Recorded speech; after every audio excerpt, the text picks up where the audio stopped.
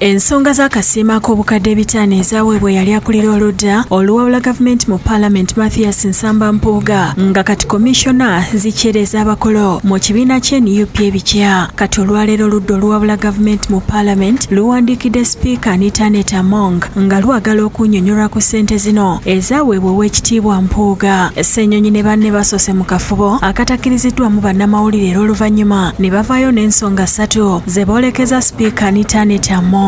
Okusinziira ku Joe Ssenyonyi akulira oludda oluwabula gavumenti kimukakatako okumanya ensonga zonna ezigenda maaso mu kakiiko ak'okuntikka akatwala Parliament kyokka bwe baali bateesa ku kasiimo akagambibwa okuweebwa bakomishona teyaliiyo nga naye yabyekangira mu mawulire. Era nga leader of opposition ntuula ku kakiiko ako naye of course bukyanga nfuuka leader of opposition tewanabeerawo commission meeting simanyi oba zituula nga nze sitegeezeddwako naye sinayitibwa nate emirimu gigenda mu maaso. Ensonga ze bakaanyizaako baagala SPIIKA ayite olukiiko lw'abakomisona mu wiiki emu asobole okumanya kwe baasinzira okuwa Mpuuga akasiimo akenkanidde awo ne banne nga bwe batuula ku kakiiko kano. Mpandiikidde SPIIKA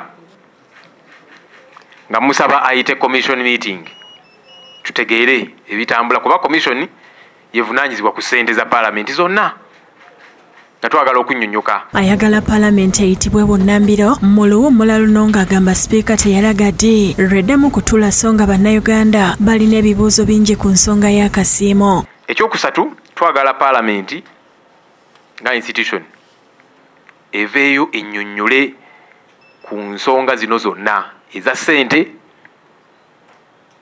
ezikozesebwa mu ngeri etategeerekeka ssente empitirivu. Ssenyonyi agambye nti Mpuuga bwe yayitibwa mu kibiina ky'NUP mwe bava okunnyonnyola ku Bukedde bitaano yabaddamu nti kikakata ku buli akulira oludda oluwabula gavumenti okuteeseza akasiimo kalina okuweebwa ng'abagamba nti yaweebwa nnyingi tebamanyi kye boogerako. N'agamba nti buli LOP omupya ayingirawo naye ajja kuteesa ezize ajja kunegotiatinga ezize nga kaakati kitegeeza nti bwe neeyisa obulungi ne sinyiiza abantu bamu nyinza n'okusaba obuwumbi obubiri ne babumpa. Ekintu ekyo kikyamu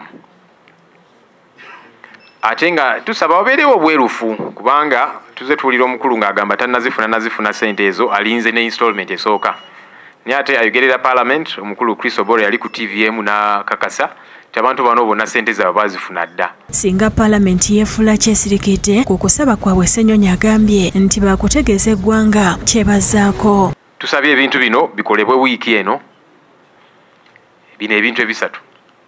Commission meeting etuule tutegeere nange ntegeere kuba sinnatuula mu commission meeting. Ekyokubiri Parliament eyitibwe tuteese ku nsonga zino. Ekyokusatu Parliament yennyonnyoleko mu buwandiike obutongole ng'ennyonnyola bannayuganda ku nsonga zino. Wiiki bw'enaggwa ng'ebintu bino tebikoleddwa tujja kuddamu tutuule twabuulira ate kiki tuzaako kubanga ensonga zino ziri serious. Ye Mpuuga zaakyogera lunye nti ensimbi ezaamuweebwa singuzi era nti azirindiridde n'essanyu. Obwavu bubeera mu ggwanga bwe bawa Mpuuga honoraria oba gratuity oneefuuka enguzi. Obed Lutale ne Rachel Nakasi be bakusakidde eggulire lino ku lwa Bukedde TV.